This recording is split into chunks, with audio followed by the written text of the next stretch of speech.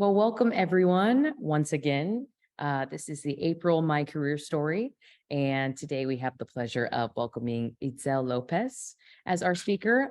She is in the training and IT field with AIM Institute, so we're very excited to have her share her experience. I am going to read just a little bio from her, and then we will get into it. Itzel Lopez is the VP of Advancement and Community Relations at the AIM Institute, Omaha's only nonprofit dedicated to local tech talent education and career development. An active member of the Hispanic and broader community, Itzel has played a key role in the growth of the annual Cinco de Mayo Omaha festivities. She is a graduate of the nonprofit Leadership Institute, Leadership Omaha, and the inaugural class of Opportunity Corps 2022, a professional development and entrepreneurship mentorship program for women in STEAM through UNeTech Institute and Nebraska. Born and raised in Mexico, Itzel and her family moved to Omaha when she was 12 years old. So without further ado, Itzel Lopez.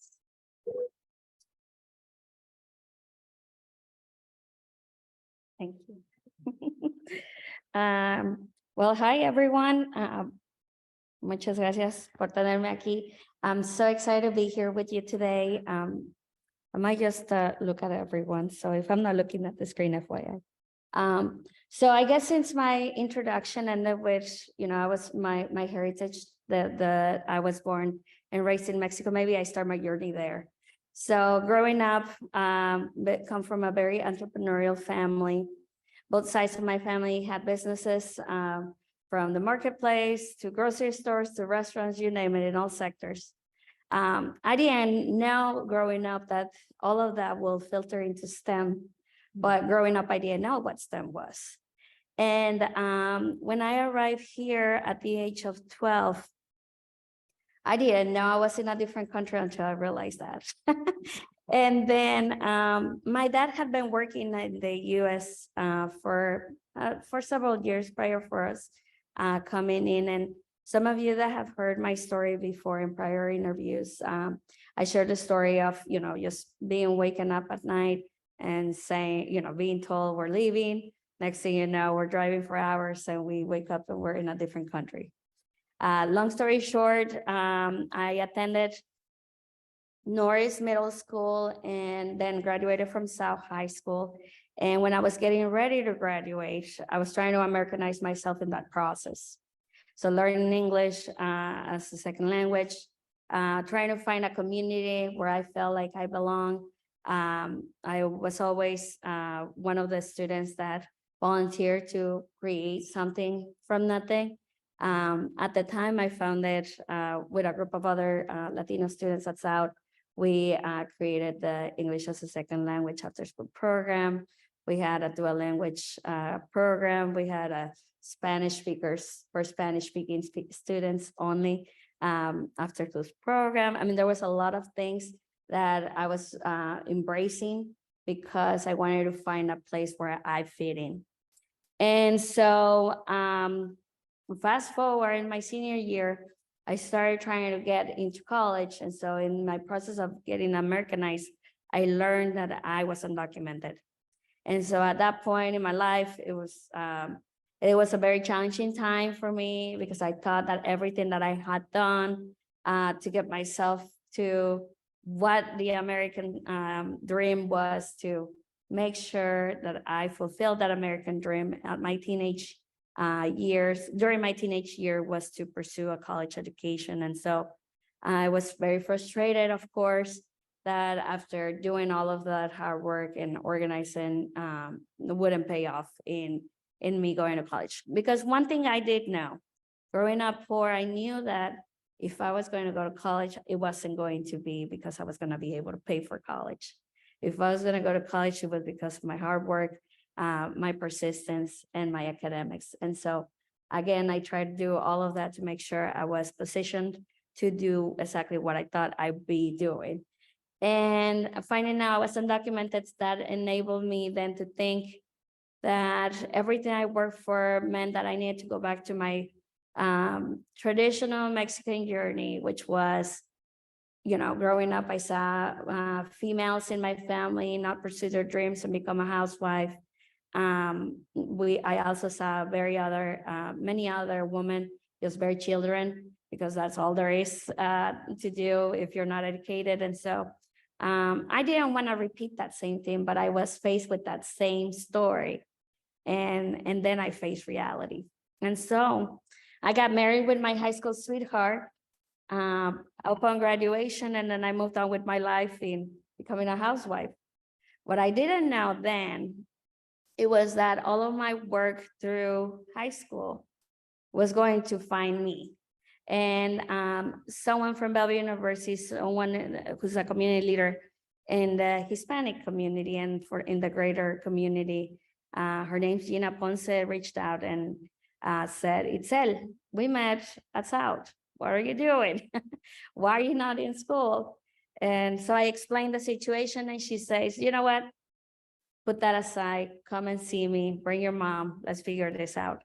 And so I was a recipient of a full ride scholarship to attend Bellevue University, and they stuck around with me for 6 years while I was raising my daughter. But I was able to obtain a bachelor's degree out of Bellevue University. I'm forever grateful for that opportunity. Obviously, hard work pays off. It was completely based on academics.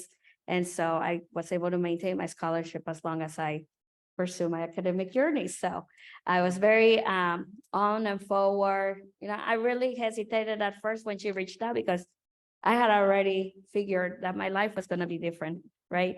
I was going to raise a kid. I was going to move on with my life in just a stay-at-home mom, and so that changed. So my fall semester in college, I'm pregnant and I'm coming into college, and I'm a high school kid or an incoming freshman, and I'm already pregnant. All my friends are like, what is going on? It's sad. I thought you wanted, and I'm like, well, so everybody learns about my story. They learned that I got married, I had a kid, on the way. And so anyway, so I get a great support from my friends. Some of them who are still my friends now. Some of my best friends are still my high school and college friends from back in the day. And so now we joke because, flip the coin 19 years later, my daughter just turned 19. And so I've been friends with all of them for that long. And so at least I know some of them that long. And so it's fun to see those community leaders and those that gravitate towards each other and supporting each other to become not an individual journey, but a community leadership moment. And so I, alongside a dozen of other undocumented students, were recipients of that pilot scholarship at Bellevue University. And, we went on and did great things for our community. And so it was, I think, Bellevue did a good investment in us, and because we have paid it forward for many other generations now. So, but fast forward though, when I graduated from college, I was still undocumented.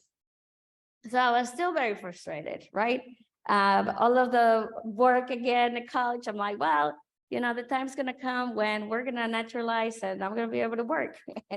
And so that's why I also, very intentionally, I extended my journey in school because I knew that I was gonna be able to practice. I wasn't gonna be able to execute what I did. But in my last year of college, because they were telling me, you got to graduate, like you have enough credits, like what? Like you must be working on your master's. And I said, well, I am not ready. What am I supposed to do out of this? And my parents had been working under the table for many years on many different restaurants here in town. And also, we had other family members and people we knew in the food service industry. And that's when, I was telling them one night, I'm going to graduate. I'm not sure what we're going to do, but moving forward, I don't want to go back to being a stay-at-home mom. Like, I've been a college student. I figured my way out with my daughter. Now it's 6 years old. So she's going to go to school. What am I going to do? Again, I'm like an empty nester, sort of. She's going to school. And I decided that also that very early in my college journey, I wasn't going to have more children. So Karima is my only child. And And it was meant to be, because now that I reflect on it, you know, a lot of women struggle with raising kids in their professional journey and how to balance that. And I don't think there's a formula for balancing, but there is definitely a strategic mindset. And I think it comes with leadership and all of that. And I learned that very quickly growing up poor, here again, that raising a child is expensive. And I was not going to be not providing, you know, for a good quality of life for my daughter. And so I said, nope, I'm not going to do that. And so I also went against with being your traditional stay-at-home mom, because I found other things to do. So as I was getting ready to graduate from Bellevue, as I mentioned, I was in my last marketing class and my last business class. And I said, I met with my family and I said, they've been noodling the idea of opening a restaurant. And I said, this might be it. Let's do it. I have some savings. Everybody put their savings together. I said, I'll draft the business plan, the marketing plan, the strategic plan, and we'll go live. And so I did that. I did a quick market analysis on where we could be located, how much it will take. I made a preliminary budget on what that might look like. And then I said, but we all got to go in full time. Now, that doesn't mean we all quit our jobs, any other gig that you're working on, because we don't know if this is going to work. So we're going to go in with both of the things live at the same time. And so we all agreed to put in a little bit of extra work, manual work, labor work, and we founded Maria Bonita Mexican Cuisine. So for those of you that have been in the community for a minute, Maria Bonita Mexican Cuisine, so now it's been since, well, it's been a minute. I don't even remember when we founded, but it was my last year of college. But just to give you an idea, we're still around and very successful. We operated a restaurant. We opened up another brick and mortar. We had 2 restaurants, 2 food trucks, catering inside the meat packing plants and other places that will allow their employees to have access to quality traditional Mexican cuisine. We focused on that. And so we did that for a minute. Now, that wasn't enough for me because, one, I never learned how to cook. And so the food service, you know, I was like, you guys have that expertise. I'm gonna do the behind the scenes and operationalize this. I then already graduated from college when I decided I needed to be more efficient with the business. Like, I wasn't gonna do that full time, but I needed the business to keep trying. And that's where my curiosity about technology sparked. It's like, we're gonna have a website. And everybody's like, how do you do that? And I said, well, I will find out. I have some friends in the community. I mean, I know design. I went through a lot of classes at South. I did some classes at Bellevue. Nothing regarding programming, but I knew enough to get us going. So I started, you know, YouTubing things and purchased my first hosting. And next thing you know, I was putting the website together. And I'm not gonna tell it, I'm gonna be honest, it wasn't the cutest looking website or the best, not like the user-friendly, the best user-friendly website, but it got us online, and that changed the landscape of the business completely. And later in my career, I continued to improve the website and make it more efficient. And I started inserting plugins to do different things. And then I moved to WordPress, and then I moved to other things that made it more clean and more. And so I do not manage the website anymore. I ended up hosting it with Lingo Docs, which is another of your Armando Salgado, who was one of the speakers that presented here once. I said, hey, Armando, I don't know. This doesn't look as good as it should. I know what I wanted to do. I got it to what I wanted it to do, but I'm not going to do this full time. So someone please pick it up for me. And so he's, you know, supporting small businesses. He took it from me, and then it was just my ideas, and he was just continuing to improve, you know, upon it.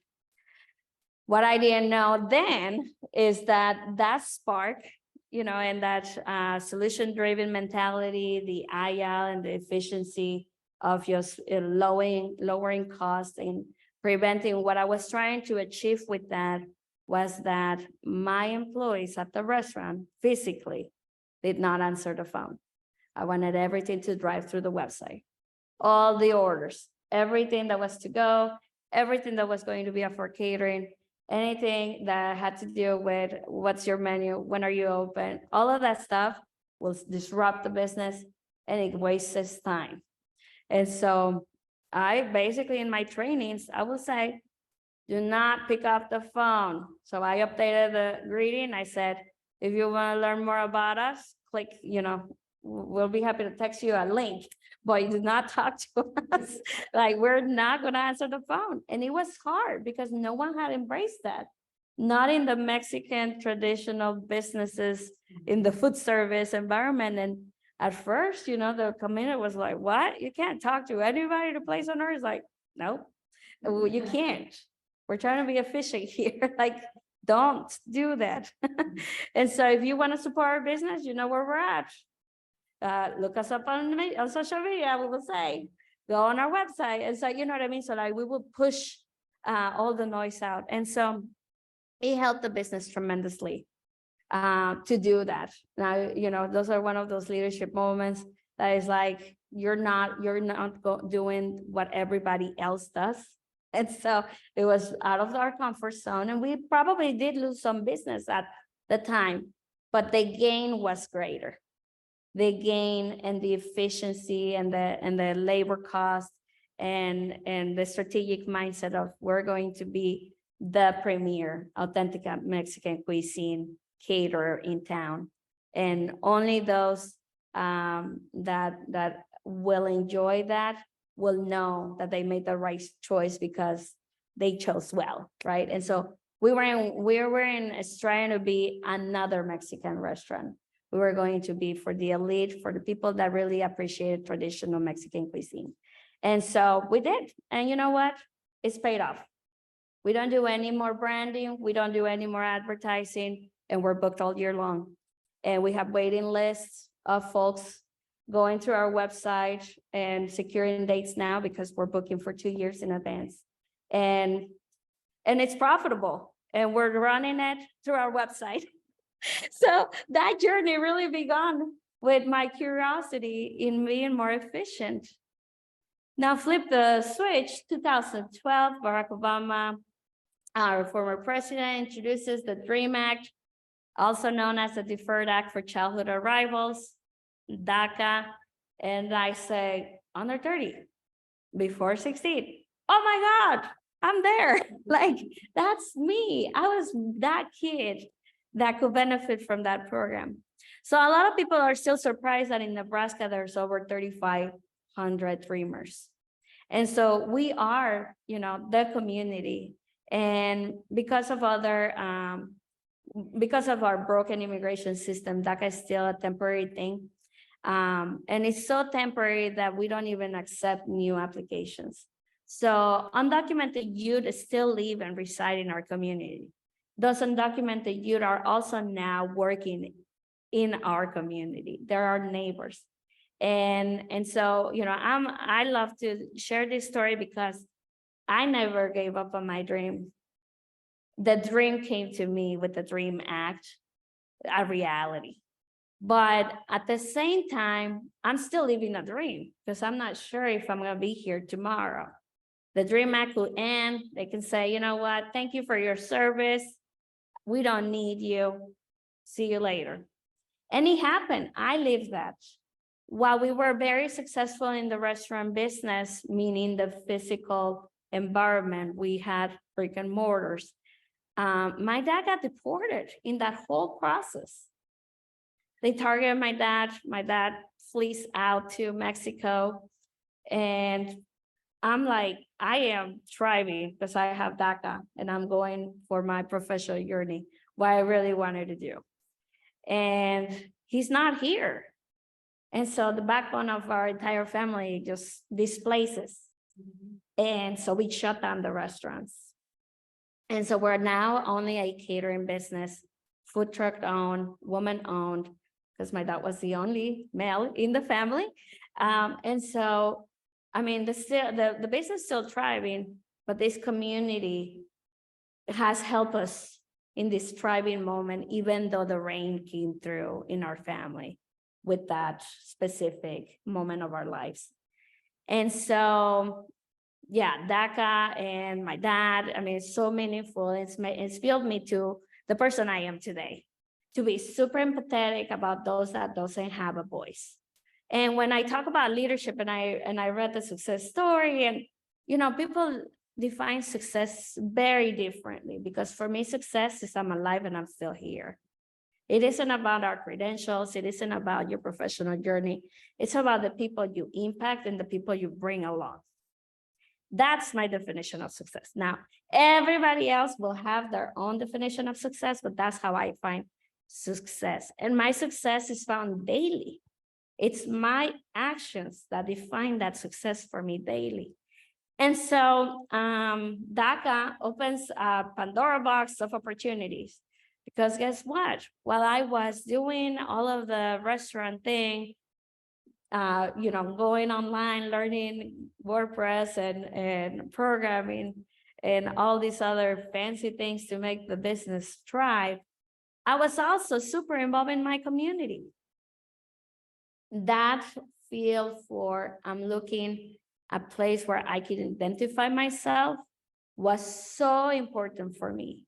And I wanted, now that I had a daughter, to have a space where she felt like she belonged. And so that's when I started volunteering for the Cinco de Mayo festivities. And I reached out to the event organizer, who's now a friend and a community leader too.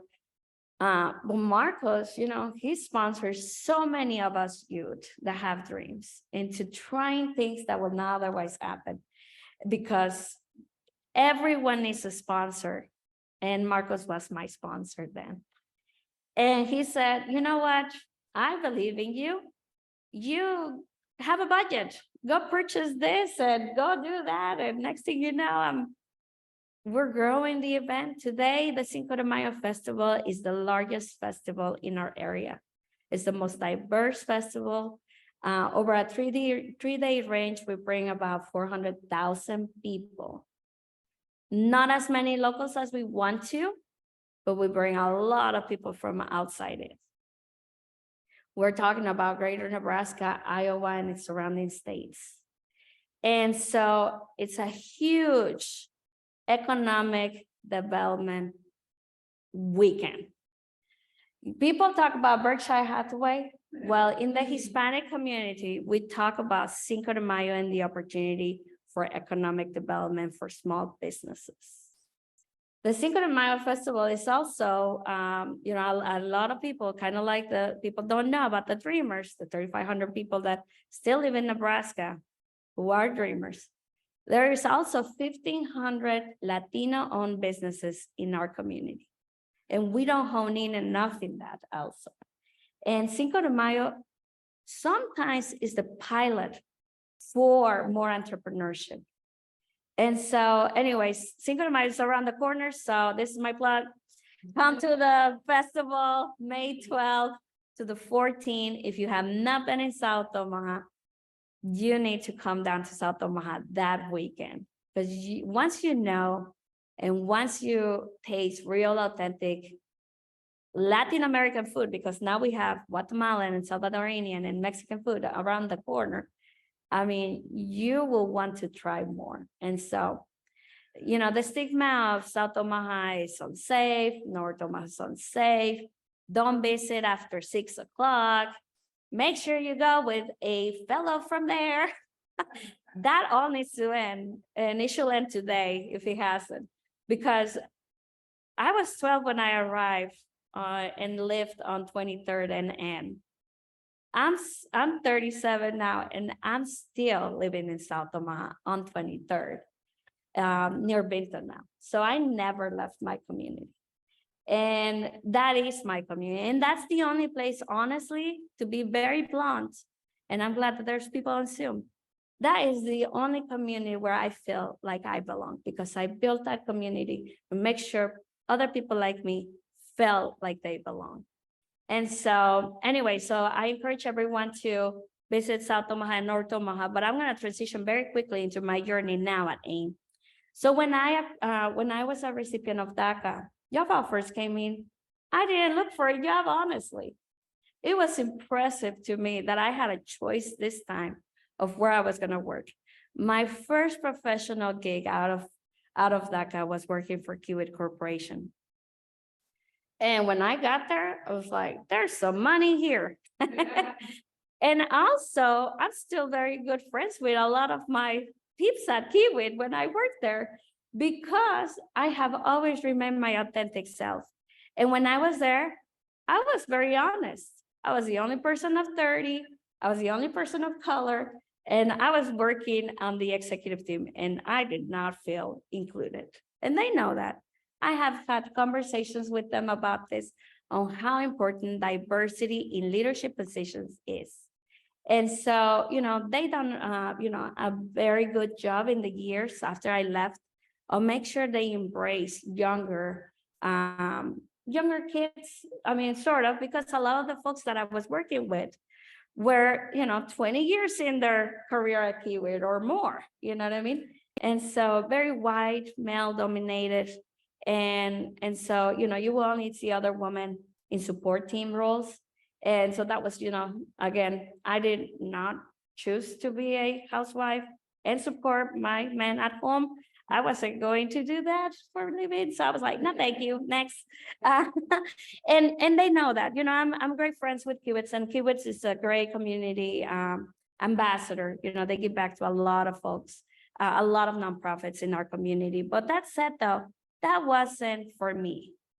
It wasn't a culture that I belonged. For me, community was more important. I wanted to volunteer. So while I was at Kiewit, I enrolled in Teammates, and that's where this whole mentoring and sponsoring conversation begins in my journey. Teammates opened my eyes in the fact that I had been mentored, that I never formalized my mentoring. That's differently. But then I realized not only I've been mentored, but I've been mentoring. And Teammates just formalized that journey. And so, I'm forever grateful for Kiewit for introducing me to that program, because to date, I'm still part of Teammates, maybe not on their Rolodex anymore, but 4 of the children that I mentored when they were in elementary, middle school, or high school went on to be great Latino community leaders too now. And so it's a whole journey, right? And so that's something I'm forever grateful to Kiewit, that they ambassador volunteerism. And I could see that at a corporate level and how important that was to do that. And so Teammates, the structure, the processes, how things work across departments, matrix leadership. I learned all of that at Kiewit, which is, again, set me up for success in my role at AIM. I was having a coffee with Dr. Miller, who's now my boss at AIM. This is about 10 years ago when I started at AIM. And she and I just handshake, because I wasn't ready to make a leap, because again, I had other job offers. If I didn't like you, I could just go somewhere else. But I really was looking for something out of my comfort zone where I can make systematic institutional change. And I knew very early I was not going to do something small that only serves this community. And I'm talking about a very small sector when I say this community. I wanted bigger, greater, larger impact. And so defining where you want to be is important in your career, regardless of whether you're a leader by appointment or at home. You're managing your bills. You're a leader, all right? You need to, one piece of advice while I'm doing all of this is give back to your community, but also know where you want to be. Where do you want to be? How do you want to impact? And what is your legacy going to become? So if you know those 3 things and you stay true to that, you'll always make the right choice. I interviewed for AIM at a coffee shop, and I said, I'm not going to sign anything until I shadow. So I'm volunteering at your organization for a week. And she was like, what? We never heard that. And I said, well, I am not going to do anything until I go in and you let me just shadow around. I just want to talk to people, observe what's going on, understand the mission better, and then see if this is a good fit. After a few days in, people really were off at AIM, and a lot of them are no longer at AIM now. But back in the day when I came in, and who's this? Oh, she's interviewing us. I think is what they said. And I was like, yeah, I just want to learn. Just go on in your business with whatever you're doing. And I went and sat at different meetings, and I tried to understand how this worked and how people talked about the mission and what kind of people they were serving and all of these things. And then I think it was on my second day, I chatted with Candace in her office, and she said, so what do you think? How's it going? And I said, oh my God, you need a lot of help. And she says, I know, can you help us? And I said, well, you know what? I want to end my week. I'll have a decision by the end of the week. It's a lot. And she's like, I understand. We'll give you the time you need to make that decision. And so I went on with my business, did different things. And then I said, you know what? I don't think I want to keep going. I need to come work for you. Because the more I'm getting into these meetings, I'm realizing I have a lot of recommendations already, but I don't feel like I could start implementing if I don't work for you. So guess what? If I'm going to start having an opinion, I'm going to come work. And so, yep, they got me on board very quickly. And then next thing you know, I was already going to all these meetings again, doing my thing. And just taking notes and observing and coming back to her and giving her my ideas. And, so talk about sponsorship again. She recognized something in me, and she was willing to do this with me out of the norm. And Dr. Miller, I'm forever grateful. And I know she's probably looking, or she will. I am forever grateful that she gave me that chance. The chance to create my job, to tell her what changes needed to happen. Have I made mistakes in these 10 years? Many. Have I lost money? A lot of money. But you know what? I always owned up to it. I said, if I was 5% responsible, I was 100% accountable. So if someone's going to go, it's me. And they said, what? No, you can't quit. You're not leaving. Like that, we're not going to accept your resignation. You'll become something else, but you're leaving. So I see, I saw boldness. I grew up in courage. I was supported. I knew exactly what needed to be done, because every decision I was making at AIM was for the improvement of the organization. Was it going to gain recognition? You gain brand awareness, and then you don't have to work for it. Was it going to be financially sustainable? Yes, we won't have to seek funding as often.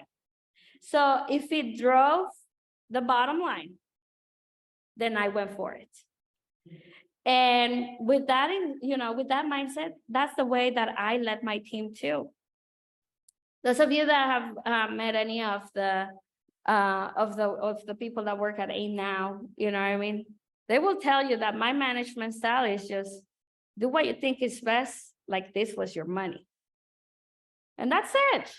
That's your boundaries. You have autonomy to make some of these decisions. We have some thresholds, right? We have a signature policy in place, as an example.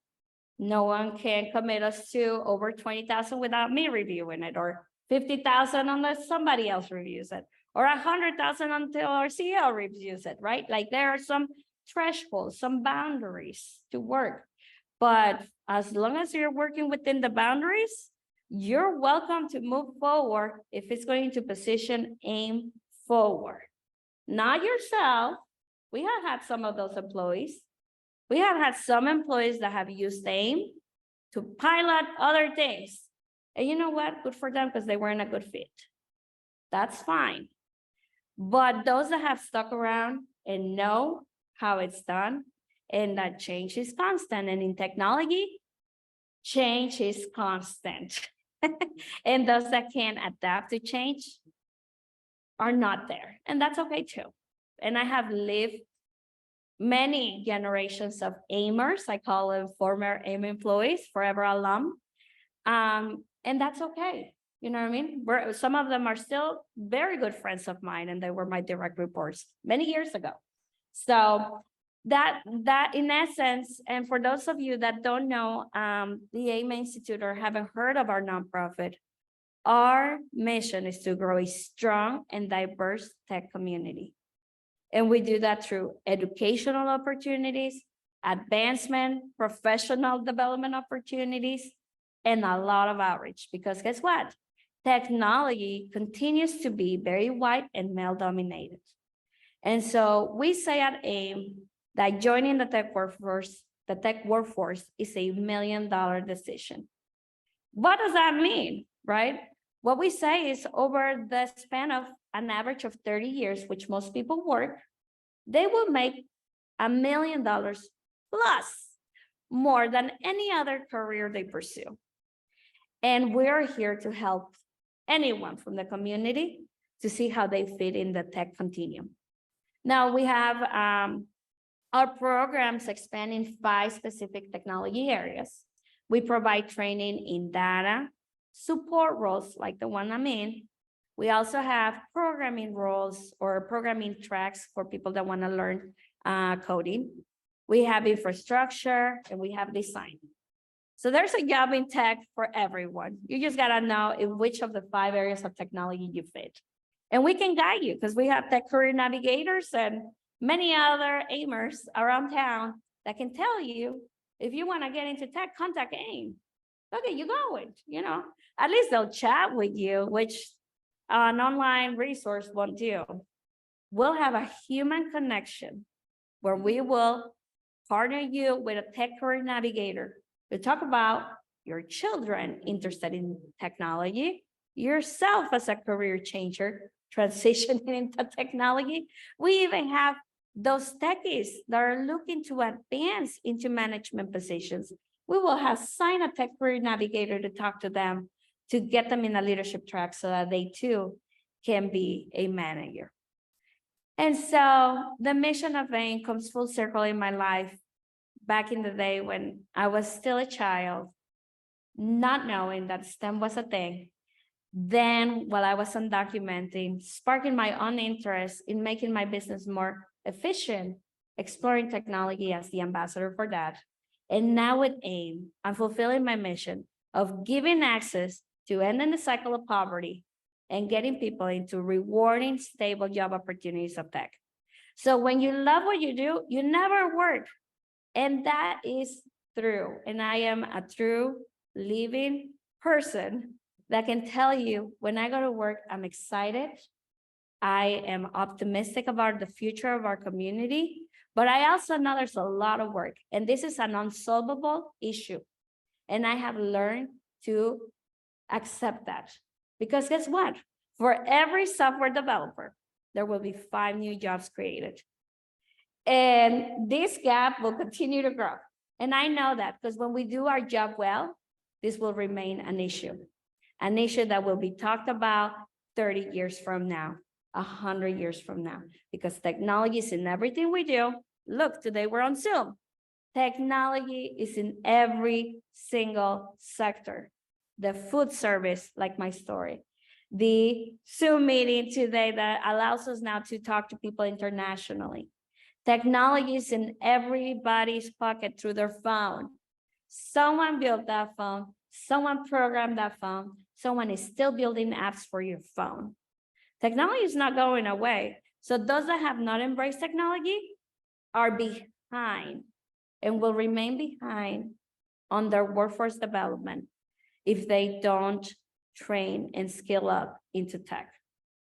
So I also say that technology skills are going to become more relevant in the hiring processes moving forward. Those that do not know how to use Google apps And it's a basic thing. But you will be surprised how many folks don't even have an email today. And so those that are currently working in underemployment or are unemployed, I'll tell you what, my best advice is get yourself tech savvy. Get yourself tech savvy today so that you can position yourself for your future, for a better future, hopefully.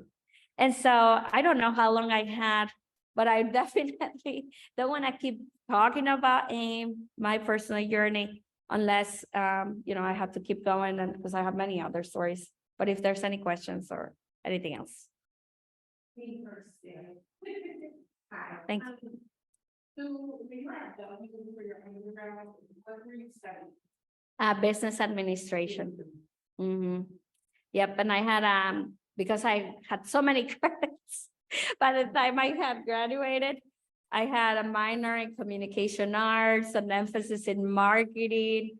There was like other things that like certified me in like strategic leadership.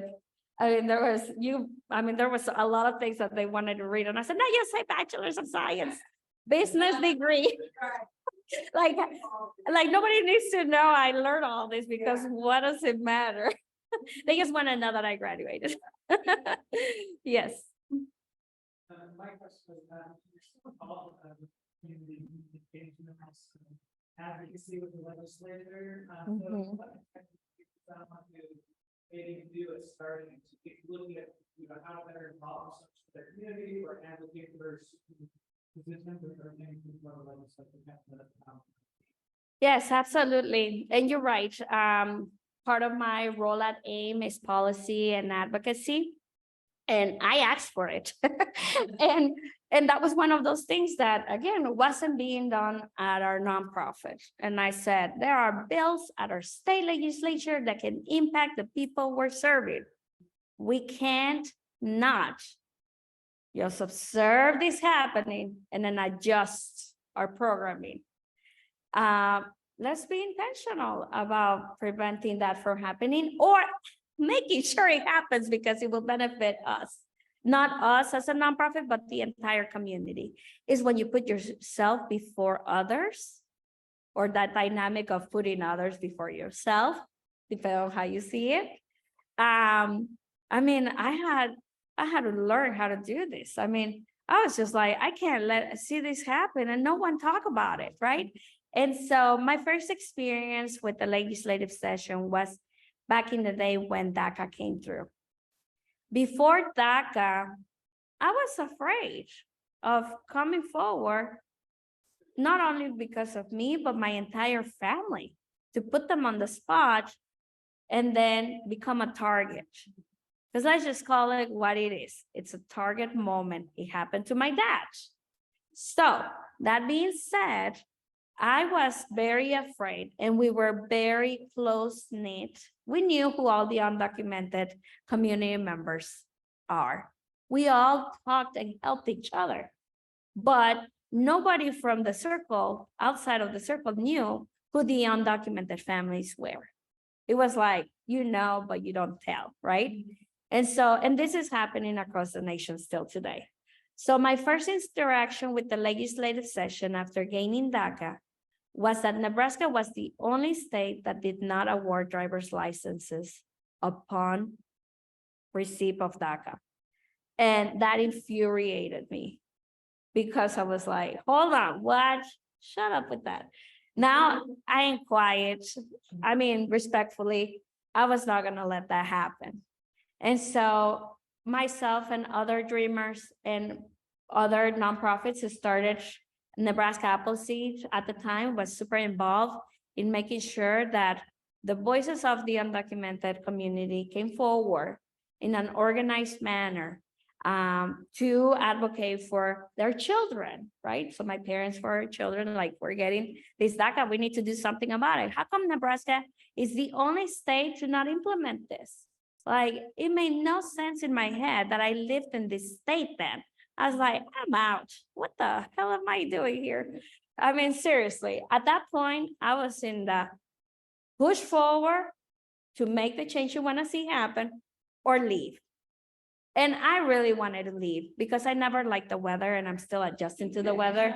So I just was finding another excuse, right? The weather, maybe this DACA thing, that's it. I'm done. But so that was my first interaction. So I guess again, with that passion of I'm not gonna conform with this norm. How do we get organized to do this? And so we went to the state legislature and testified, and there was like 3 rooms full of kids and adults from majorly from the Hispanic community, but there were other minority groups also represented that testified nonstop on why this was wrong. And, I still have pictures of us testifying, my sisters and I, and my brother-in-law. I mean, there was like our entire family went to Lincoln. But then like that, I organized more families to do that. And my entire family helped support that effort. And not only us, but there were great nonprofits that supported that journey. The Heartland Workers Center, which is still around, Nebraska Appleseed, were the major nonprofits in organizing that and making it happen. Now, what's the advice of getting in front of it?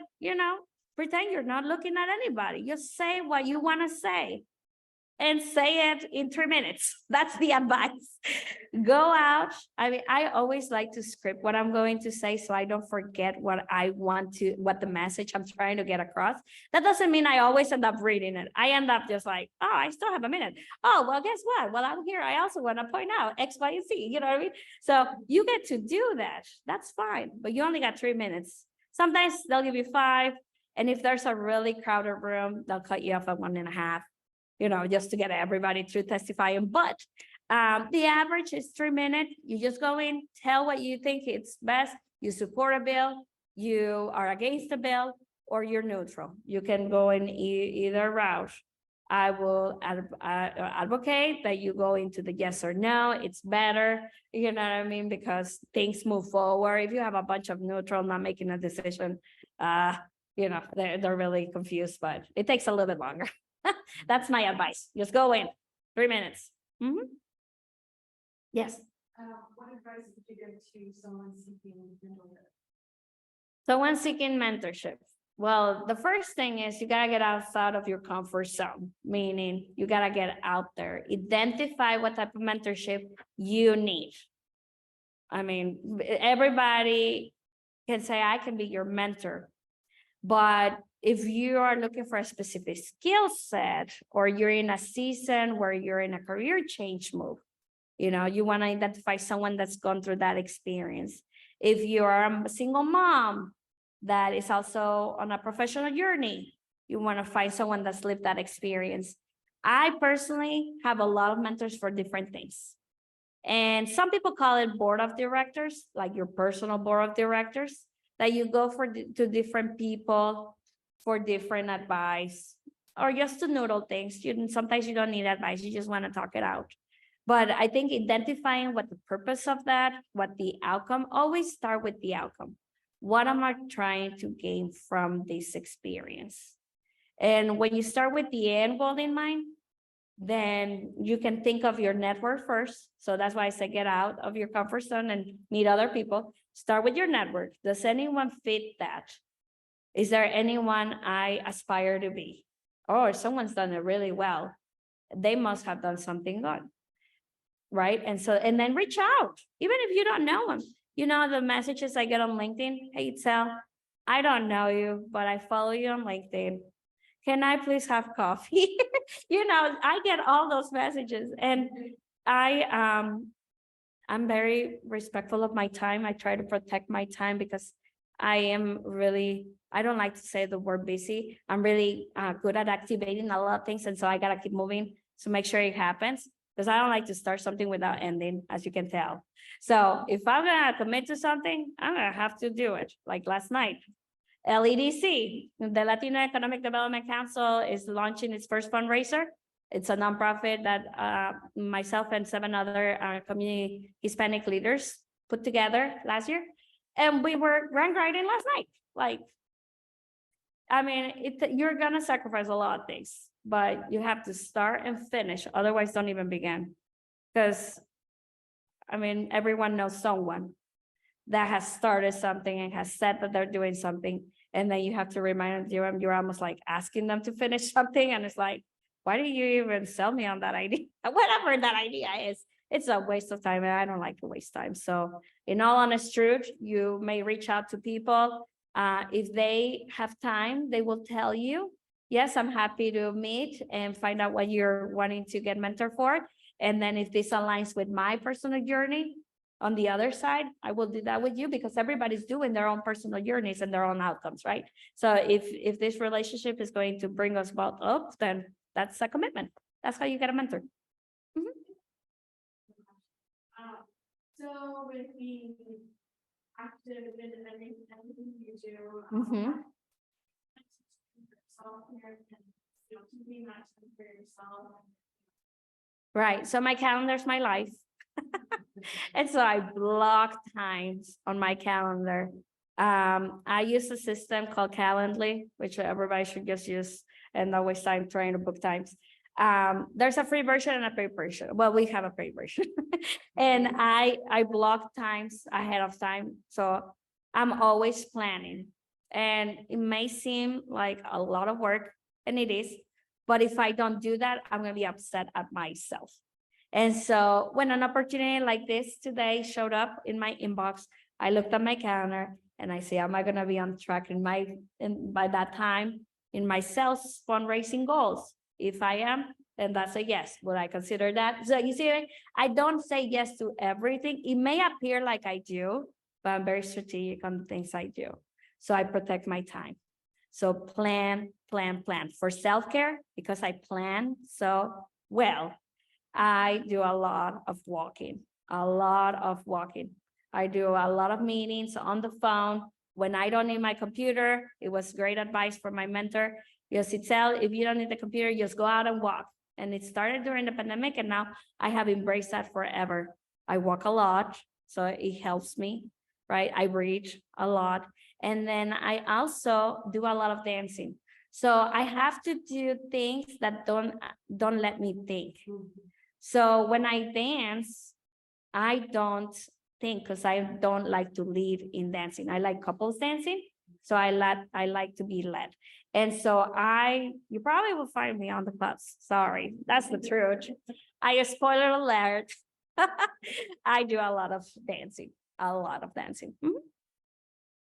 Thank you. We're good. Oh, sure. Yes, it's Applied Information Management Institute. None of us want to say that. So applied technology, right? Applied information management. Yep. Yep. Sure. Just because, in kind of and so I see this now my goals working with organizations mainly North and South. You had some organizational changes, and you said obviously the first I want to change things. How do you feel the state of your organization is? Well, there's more change coming. Because here's the thing, change is constant. And so, yes, and to do business and to stay relevant with workforce needs and a lot of the problems related to workforce are about retention and turnover to begin with, right? And so we just published our 3-year strategic plan. And in that plan, there will be an announcement publicly that we will be going through succession planning. And so the organization has been around for 30 years. And our leader has been in her place for 15 of those 30 years. And we are going to begin succession planning. And so more change is coming. More leadership change is coming specifically. And also, when it comes to programming, we're constantly adapting our programming to maintain relevance with tomorrow's workforce needs. Today, if you visited any of our workshops, you will hear demystifying technology. We are heavy on introducing technology as a workforce career, like a career path that people can join. So we're super heavy in offering demystifying workshops to ease the entrance into the tech space. And so around town, including here at Highlander, we are hosting demystifying workshops to demystify what tech is, what it means, those 5 areas of technology. And then in our classes at the schools and with adults, we're also tailoring our program to embrace the interest theory, which is, once you see the spark in someone's activity through an engaging tech activity, then how do you pursue that to the next level? So how do you make that participant continue to pursue that on their own without support? And so, because we know that if that individual does it on their own, they're going to go to Udemy and LinkedIn, and they're going to start going to these e-learning platforms and support what they're learning in the classroom, and they're going to be the ones that are going to make it through the process. And so there's a lot of change. And so today the state of AIM is stable. We are in active recruiting mode because we continue to get funding to expand our reach. So we're constantly looking for outreach coordinators because we have a huge mission of demystifying. That's the theme right now. The AIM experience, it begins with letting people know that tech is a choice, that they can choose tech as their career. So, thank you. Absolutely. A woman who is in, pretty high positions in a company, what advice would you give to other women who are in leadership roles, who want to be in leadership roles, maybe haven't their voice yet, stand by their decisions? Yes. So obviously you have to work hard, but that doesn't mean you have to do everything for everyone so that they see you're working hard. So it's a balance, because woman gravitates towards being the mom in the workplace. And it's wrong, right? Like, no, because you're the only, my first advice for other women that want to pursue leadership roles, not because you are the only woman in the room, you're going to serve the men. And that starts with, can I get you coffee? And I think until we start putting ourselves in our place and honoring our identity as I am equal, we will continue to see women in support roles. And so for those that want to gain confidence, first you have to work on your silence. And silence for a woman is really hard, regardless of whether you're a married woman or a young woman or an older woman. Silence for any woman in any ethnicity, I have learned, is the hardest thing to do. You will say, oh, I enjoy working in silence. I don't need to talk to anyone. But when you're in a room full of men and no one addresses you, you need to be okay with that. You see what I mean? So, and okay to an extent, because perhaps men are waiting for the agenda to roll out where it reads introductions, and they're waiting for the introduction round to happen. They're not trying to be uncourteous, but women gravitate towards, hey, how's it going? And that happens. And so so my first advice is, don't become the mom, or you'll always be in a support role.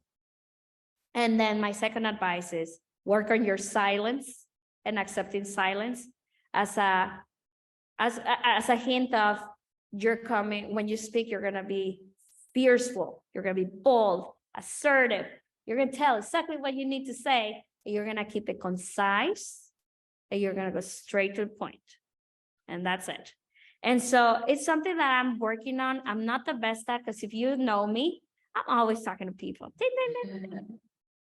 And that's okay. But that's because I'm being my authentic self. Now, but I know when I'm supposed to be in silence. I'm still in the tech workforce, very male, white dominated, very much so. I am still one of people of color that are in these leadership roles across town where I'm still invited, and I'm still, if I'm not the only person of color, I'm probably the only woman of color. And so, Jesus, help me. You know, there's some challenging conversations that I have to have, and that's okay. But I have learned to accept me and my authentic self and trust that I know what I know. And that imposter syndrome, I have read things about it. I don't feel I ever had it. And I'm okay accepting that I know what I know. And if I'm wrong, hey, by all means, correct me, because I'm in constant learning. But no one can tell my story better than I can. No one can tell me the story of an undocumented family in Omaha, Nebraska, because I lived it. So no one can tell me what it's like to be in tech and in leadership, because I lived that for 10 years now. So I think I am confident with what I know. And so I say what I know, and that's all. So that's my advice for women that want to transition in leadership. Just trust yourself. No one can put that in you.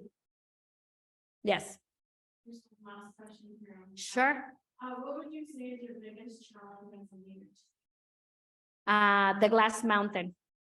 So growing up, I still remember this day in high school. I was in some photography class that my friend wanted me to be. It was like an elective because I was ready to graduate. I didn't want to go home early, so I took photography. There you go. I was in my photography class, and there was a project, and they gave us some challenges, and my group picked the glass ceiling. And I was like, I didn't understand at the time. I was 14, 15, right? Well, no, would have been older because I was a senior. But nonetheless, they said, Itzel, you're going to play the acting of the glass ceiling. I was like, what? Okay, whatever. So they said, you need to dress up as an executive, come, and then we're going to hold a glass on top of you, and two men are going to hold it. And at the time, I did not know what that was. I did the project, moved on with my life. The teacher's like, great representation of the glass ceiling. Go. Okay, so fast forward. I have hit the glass ceiling many times in my life. It's the, oh no, you're coming. And the next thing you know, you can't do that. You can't change that. You can't say that. You can't, you know, it's all of these things that oppress, because they want to turn off your voice. And so it may look in many different ways. It's not going to be a person. It could be an entire community. It could be a bill like the DACA. The glass ceiling is a metaphor for what's stopping you to fulfill your greatest self, you know, the better of yourself, to improve yourself. And so anyway, so that now has become the glass mountain to me. As I continue to rise towards institutional and systematic change, not for myself, but for my family now, because now I have a daughter and a granddaughter. So now my work is for their generations, all of them born in Omaha, Nebraska. I need to make sure they see this change. And you know what? I am walking on a glass mountain with my high heels on. I take some steps back and I cut myself. And I am very aware of the steps I make every day. And very, very, very conscious of, if I was deported today, I will be okay. And I am at peace, because I've done everything I can to make sure, right, that others have the chance to break the glass ceiling and start walking this glass mountain, which it shouldn't be. It shouldn't be. It shouldn't even exist. But it happens. And until we accept it happens, we need, you know, it won't change. So we need to challenge that across leadership roles, especially for women of color, especially for women in general, or other genders too. I'm trying to find peace. but I'm currently not at peace. And I'm trying to find at peace myself with all the turnover in leadership positions in our community and no one talking about it. And so I'm like, hold on, why was that? Why did that person not get supported to go into the leadership role? I mean, I'm just constantly talking about this. So leadership and promoting people in leadership, people of color in leadership positions is my personal mission in this city.